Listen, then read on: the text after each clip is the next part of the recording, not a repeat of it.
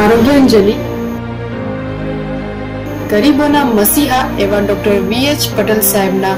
ભુજ ખાતે યોજાનાર અંતિમ દર્શનનું સીધું પ્રસારણ માત્ર રાજકોટ લાઈવની આરજી મનોરંજન ચેનલ તેમજ યુટ્યુબ રાજકોટ લાઈવ પર